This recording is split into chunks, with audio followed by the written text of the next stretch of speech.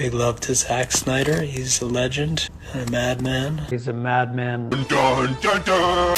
That's how I got this whole nation to embrace me. And you fugazi if you think I'ma admit wrong. I cripple any hypocritic critic I'm sick on. But the actual idea, the hard idea, the scary idea, we never filmed. Because the studio was like, that's crazy.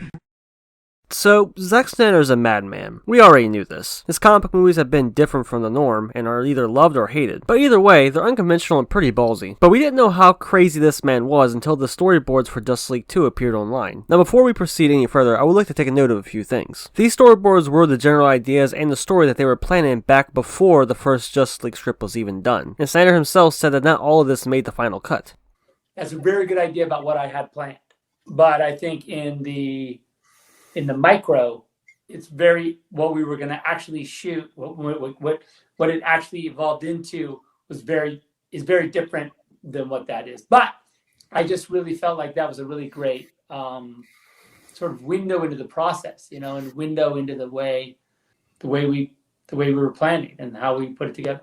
You could read that and be like, okay, I've seen the sequel, but the truth is you haven't, because it's not really up to date with what Justice League became. So yeah, but still pretty crazy. So some of the stuff was either taken out by the studio, or they themselves decided to drop it and change it. And for all we know, most of the stuff probably wasn't set up in the Snyder Cut. We won't know for sure until we see it. So possible spoilers ahead for a potential Justice League 2 if that were to happen. Yeah, so all this was written down before they were even finished with the script for Justice League 1. Also like to mention that some of the tweets that were sharing these storyboards were getting taken down by Warner Brothers. But now there have been some news outlets covering it, and people have been transcribing them and sharing those instead. And now some of these tweets are still up, so I guess Warner Brothers decided to stop taking them down. I only mention it just in case this video gets taken down. So what I want to do is go through what the general idea and plot was for Justice League 2. I won't touch on everything, but I will showcase them all on screen so you can read it if you want. I am going to summarize it. Okay, ready? Let's get started. So Justice League 2 would have been broken up into two movies. It's labeled Justice League 2 and 2A at the top. It would focus on Darkseid's invasion, the League reforming, and Lex Luthor getting a team of villains together. And these villains would have been introduced in other movies after Justice League 1. They got Orm and Black Manta, Riddler, Dr. Maru, and Leonard Snart. Now Darkseid's actual invasion and war would be in the second part. The first part will be covering the heroes, and will focus on Lex working with other villains as well as looking for the anti-life equation, as well as obtaining 3 mother boxes. It takes place a few weeks after Justice League 1, and says that the League are working together as a team, but even though they're united, the world isn't. After the League helps a bunch of people in a natural disaster, everyone goes back to their day-to-day lives. Aquaman and Mera are united in the Seven Kingdoms, Diana is back home at Themyscira, and Barry is in Central City and his father is out of prison. And it looks like Clark is Superman full-time now. Now Batman and Lois are working together to hunt down Lex Luthor. Meanwhile, Lex himself is putting together a team of villains, first by tracking down Dr. Maru in the Brazilian jungle, where she's been testing out some new poisons and chemicals on people. And then with her help, Lex breaks Orm and Black Manta out of a desert prison, which is where they would have been locked up at the end of Aquaman. Then outside Central City, in Iron Heights Penitentiary, Lex finds Lynn Snart, which is where he would have been left at the end of the Flash 2018 movie. Lex hooks him up with some advanced weaponry so he can kill the Flash. While tracking Lex, Batman has a run-in with the Riddler, where he learns of the anti-life equation. And then finally Lex activates his plan, which is an attack on the League. Dr. Maru's poison covers Themyscira and kills all the Amazons, including Wonder Woman. Orm and Black Manta attack Aquaman, killing him, but Mera survives. Snart uses some advanced weapons to attack Barry, but Cyborg saves him and gets blasted in half. But more importantly, Lex acquired the anti-life equation by using the mother boxes, but Darkseid himself boom tubed down and took the equation for himself. Lex tells Darkseid that he now has the power to kill Superman, but Darkseid says he doesn't want to kill Superman, he wants him to submit. And that's when he tells him that Lois is the key to do that. And that's when Superman shows up and a fight erupts. This would be a good time to mention that Bruce and Lois had a thing at one point, and Bruce knows that she's pregnant. But this causes the argument between them, and she ends up by saying that Bruce isn't the father. And she's back with Superman now, and he believes that it's his. This is important because Darkseid boom tubes into the Batcave, and he uses Omega Beams to kill Lois. Superman doesn't get there in time to save her, and he's about to go berserk. But Darkseid uses his newfound power, the anti-life equation, to corrupt his mind and bend him to his will. And this causes Superman to turn on Batman, who barely escapes with his life. Now it jumps back to Lex, who thinks he's won. But he comes face to face with Superman, who then hits him with his heat vision and lights him on fire. It ends with a 5-year time jump jump, and now it's the nightmare timeline from BVS. And it ends with Bruce saying, "We need to get inside before night, he's coming." And that's the end of part 1. Now Justice League 2A opens with Green Lantern crashing to a post-Darkseid Earth, where his ship's attacked by parademons, but he is saved by Batman, the Flash, and Deadshot, who's now working with Batman. They go to a camp hidden under Wayne Manor, where Lantern explains that he was looking for other members of the Green Lantern Corps that could still be alive, and basically Darkseid has been taking over everything since he got the anti-life equation. Batman explains that their plan is to send Flash back in time to warn Bruce to stop this from happening. They can only do this one time a year, and they need a mother box to do it. But they know as soon as they get one that Superman will be in pursuit, so Green Lantern decides to help. So Batman, Green Lantern, Deadshot, and Mera break into a stronghold in a Mad Max Fury Road-inspired Batmobile to steal a mother box. They get the box and head back to the Batcave, but Superman is in close pursuit. They try to hold him off while Flash picks up enough speed to go back in time. Deadshot fires a kryptonite bullet at Superman and misses, and he gets killed by Superman. Mera tries to take the water out of Superman's body, but he crushes her instead, and Green Lantern fires his ring at Superman, but Superman's heat vision overpowers the ring and blows Lantern's arm off. Cyborg gets tossed to parademons and he's ripped apart, and Batman is the only one left to face Superman with his kryptonite spear. But Batman ends up getting impaled with it, and before Superman can get a hold of Flash, he jumps back in time to the moment before Lois gets killed by Darkseid in Justice League 2 to inform Bruce that Lois is pregnant with his kid. Then the Flash disappears. So now when Darkseid boom tubes into the cave, Bruce jumps in front of the Omega Beam, saving Lois, and Superman gets there and sees Batman injured and is starting to rage. But this time, Darkseid can't control him with his anti-life equation, so he fights off Darkseid and makes him retreat. Lois warns Superman about Lex's plan to kill the League, and Superman stops them right before it happens, stopping Dr. Maru, Black Manta, Orm, and Snart. And now Darkseid's full-scale invasion begins, and it's described as a Lord of the Rings-like finale. Giant epic-scale battle with Superman leading all the tribes of man, Aquaman with all 7 kingdoms, and Wonder Woman with the Amazons. Then while the battle rages on, Green Lantern and several other members of the Green Lantern Corps join in to help. Cyborg overpowers and destroys the mother boxes, weakening Darkseid, and it ends with a dying Batman sacrificing himself to save the world and to destroy Darkseid. After the battle is over, Diana becomes the new queen of the Amazon since her mother died in the war, and they rejoin the world, negotiating peace between each country. Arthur is recognized as the true king by all 7 kingdoms. Cyborg evolves and becomes a god of the digital age and is even able to change himself to look human again. And Superman realizes that Lois is carrying Bruce's child, but doesn't turn her away, instead embraces her and finds a reason to be Clark again. Now it's 20 years later, and crime has returned to Gotham, and Commissioner Barbara Gordon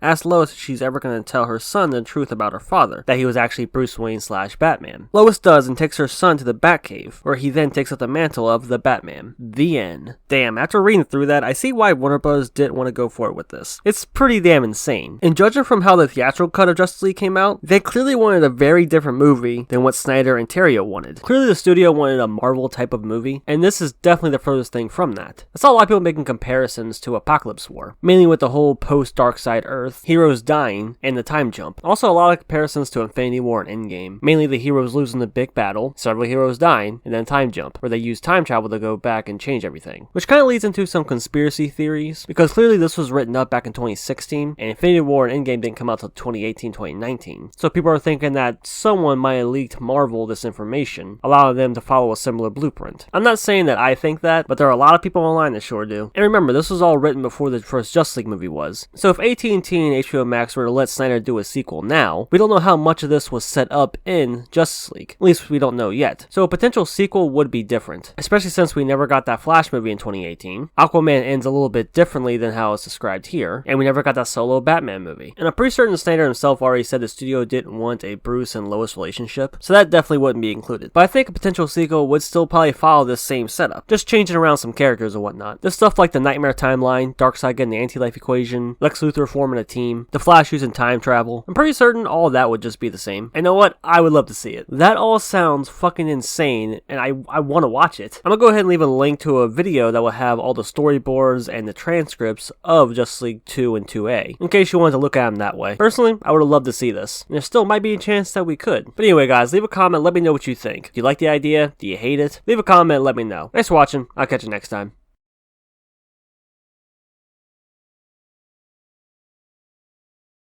This is blasphemy. This is madness. Madness. This is The Snyderverse.